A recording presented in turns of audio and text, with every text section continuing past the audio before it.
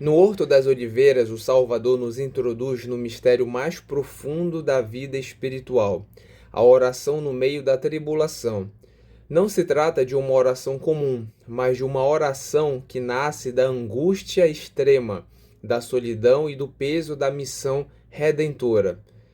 Antes de recorrer a qualquer auxílio humano, Cristo volta-se ao Pai, ensinando-nos, com seu próprio exemplo, que a alma diante do sofrimento não deve buscar primeiro os homens, mas Deus, pois nada acontece fora da providência divina, e nem mesmo uma folha se move sem sua permissão.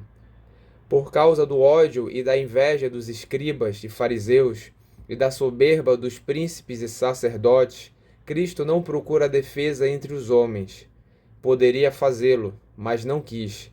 Antes, apresenta-se em oração diante do Pai, porque deseja ensinar que a verdadeira fortaleza não nasce das circunstâncias exteriores, mas da união com Deus. Aqui se estabelece uma regra espiritual essencial. A oração não é o último recurso, mas o primeiro movimento da alma fiel, para cumprir o ensinamento que ele mesmo havia dado, de que a oração deve ser feita em segredo. Evangelho de Mateus. Afasta-se até mesmo dos 3 discípulos mais próximos. Retira-se à distância de um tiro de pedra. O Evangelho exprime esse afastamento com intensidade. Et ipse avulsus est ab eis. Evangelho de São Lucas. Essa expressão indica não apenas um afastamento físico, mas uma separação dolorosa, como quem é arrancado de algo que ama. Aqui já se revela a profundidade do coração de Cristo. Ele não sofre apenas pelo que virá, mas também pela solidão presente. Os amigos não o acompanham e aqueles que deveriam velar com ele não compreendem a gravidade do momento. Assim, a dor da paixão já começa pela ausência de companhia.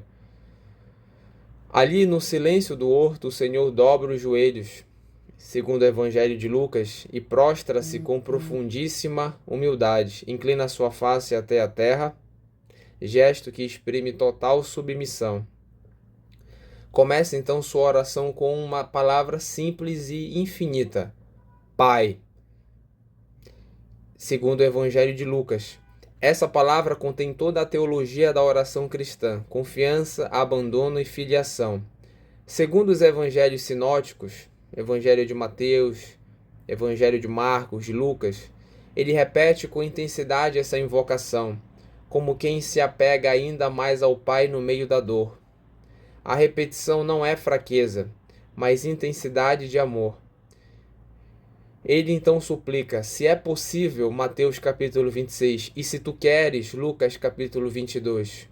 Aqui se revela o mistério das duas vontades em Cristo. Sua natureza humana, perfeita e sensível, naturalmente evita o sofrimento, mas sua vontade permanece perfeitamente unida à vontade divina.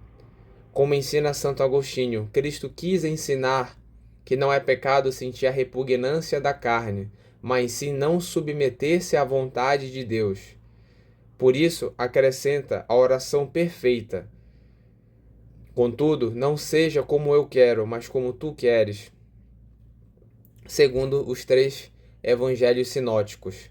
Aqui está o ápice da oração.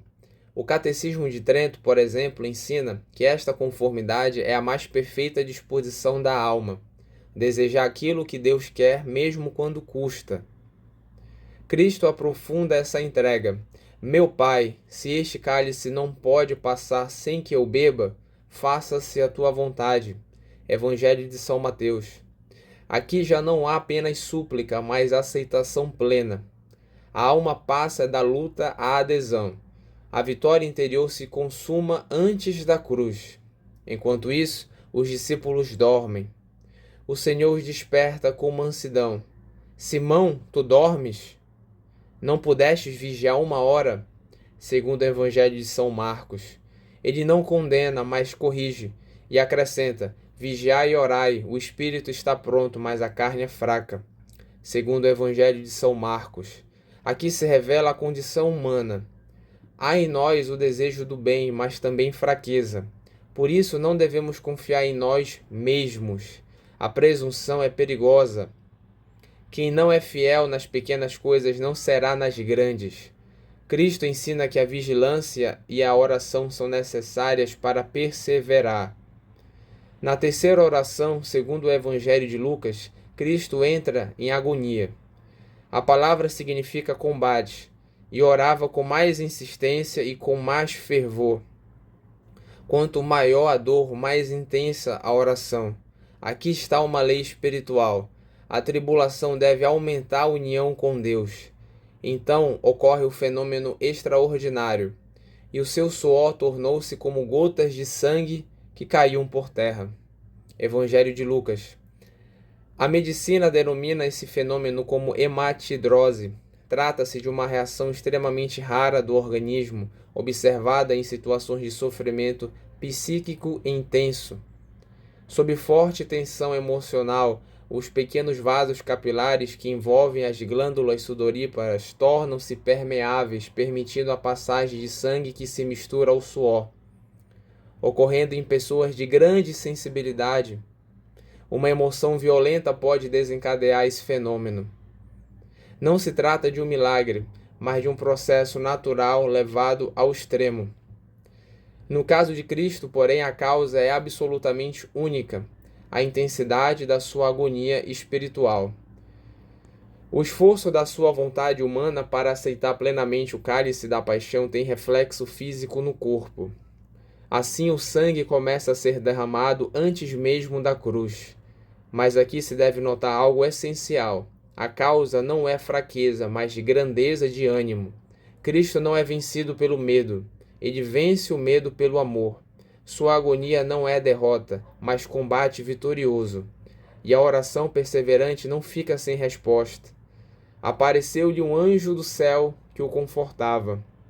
Segundo São Lucas, Deus não altera o decreto eterno, mas concede força para cumpri-lo.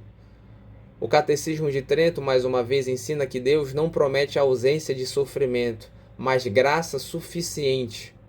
Cristo quis experimentar a desolação, afastando as consolações sensíveis. Poderia consolar-se, mas não quis. Assim sofre plenamente por nós, e nesse estado recebe o consolo do anjo, ensinando-nos a aceitar com humildade o auxílio que Deus nos envia. Ao retornar, encontra os discípulos novamente adormecidos e diz: dormi agora e descansai. Evangelho de São Mateus, com uma certa ironia cheia de dor, e logo declara: basta, chegou a hora, levantai-vos, vamos. Segundo o Evangelho de Marcos. Aqui termina a agonia e começa a paixão. A luta interior foi vencida, agora resta apenas a entrega exterior.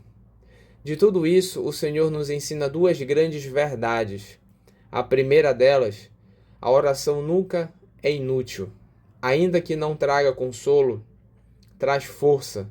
A segunda, devemos derramar diante de Deus todas as nossas angústias. Derramo diante dele a minha prece. Livro dos Salmos. Como ensina Santo Agostinho, Deus quer a verdade do coração. E ao mesmo tempo devemos mostrar firmeza diante do mundo. Assim, no horto, Cristo nos ensina a rezar, a sofrer, a confiar e a obedecer. Ensina que a verdadeira vitória começa na oração e que antes da cruz a redenção já começa no coração que diz: Pai, seja feita a tua vontade.